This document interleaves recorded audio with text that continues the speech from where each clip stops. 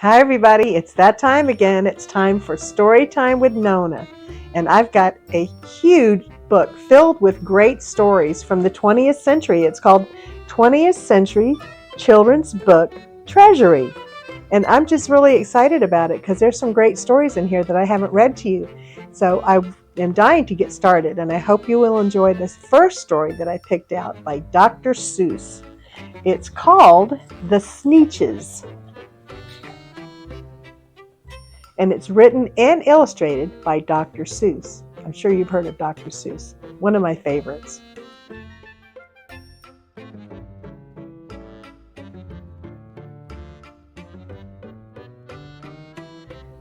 Now the star-belly Sneetches had bellies with stars. The plain-belly Sneetches had none upon theirs. Those stars weren't so big. They were really so small, you might think such a thing wouldn't matter at all.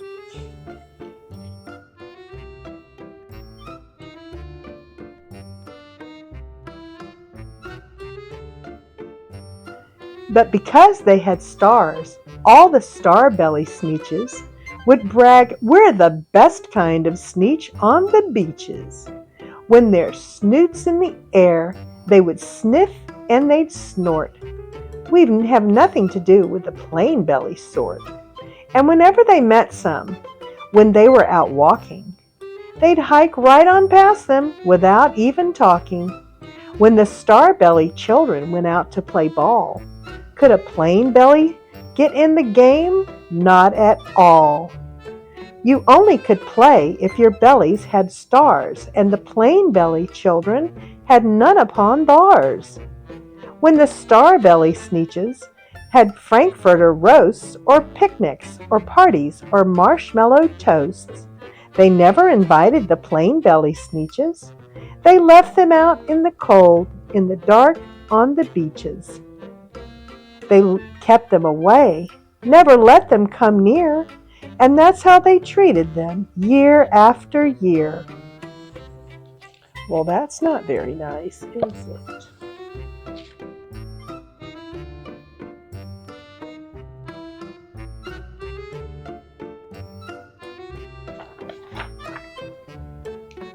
Then one day it seemed, while the plain-belly Sneetches were moping and doping alone on the beaches, just sitting there wishing their bellies had stars, a stranger zipped up in the strangest of cars.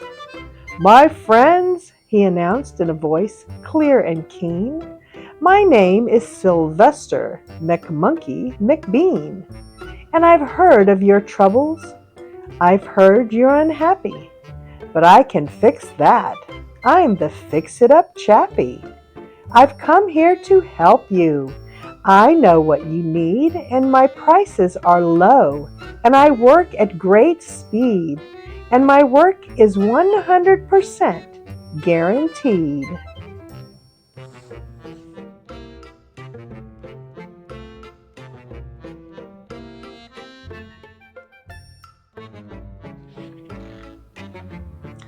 Then quickly, Sylvester McMonkey McBean put together a very peculiar machine, and he said, "You want stars like a star-belly Sneetch? My friend, you can have them for $3 each. Just pay me your money and hop right aboard." So they clambered inside. Then the big machine roared, and it clonked, and it bonked, and it jerked, and it burped, and it bopped them about, but the thing really worked.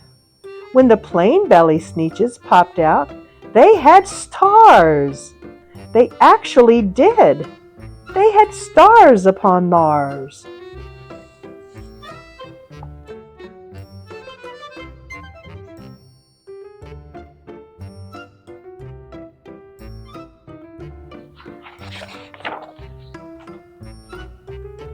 Then they yelled at the ones who had stars from the start, "We're exactly like you.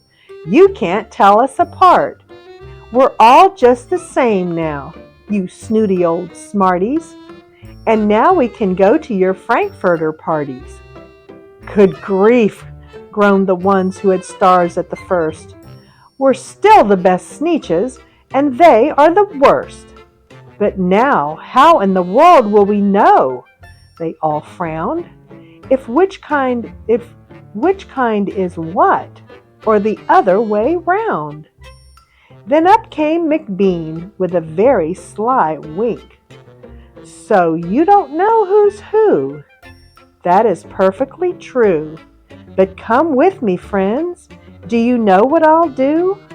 I'll make you again the best Sneetches on beaches, and all it will cost you is $10 eaches. Belly stars are no longer in style, said McBean. What you need is a trip through my star-off machine. This wondrous contraption will take off your stars, so you won't look like Sneetches who had them on theirs.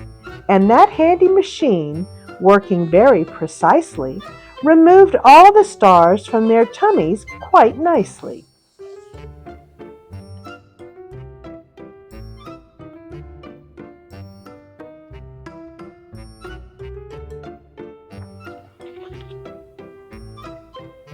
Then with snoots in the air they paraded around, and they opened their beaks and let out a shout. We know who is who. Now there isn't a doubt. The best kind of Sneetches are Sneetches without. Then of course those with stars all got frightfully mad. To be wearing a star now was frightfully bad. Then of course old Sylvester McMonkey McBean invited them into his star-off machine. Then of course, from then on, as you probably guess, things really got into a horrible mess. All the rest of that day, on those wild screaming beaches, the fix-it-up chappie kept fixing up Sneetches. Off again, on again, in again, out again. Through the machines they raced round and about again, changing their stars every minute or two. They kept paying money, they kept running through, until neither the plane nor the starbellies knew whether this one was that one, or that one was this one, or which one was what one, or what one was who. Then when every last cent of their money was spent, the fix-it-up chappie packed up and he went. And he laughed as he drove in his car up the beach. They never will learn. No, you can't teach a Sneetch.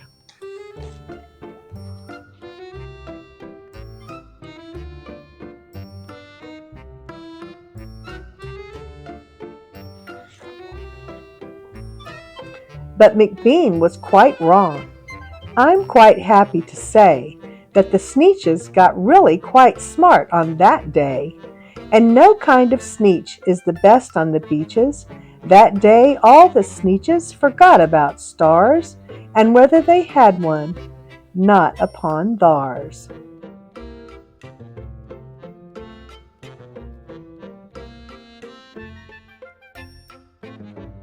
Well, that's good. It cost them a lot to learn that lesson, but that's a good story. I hope you enjoyed that. I sure enjoyed reading it to you, and I hope to see you next time on Storytime with Nonna. Until then, have a great day. Bye.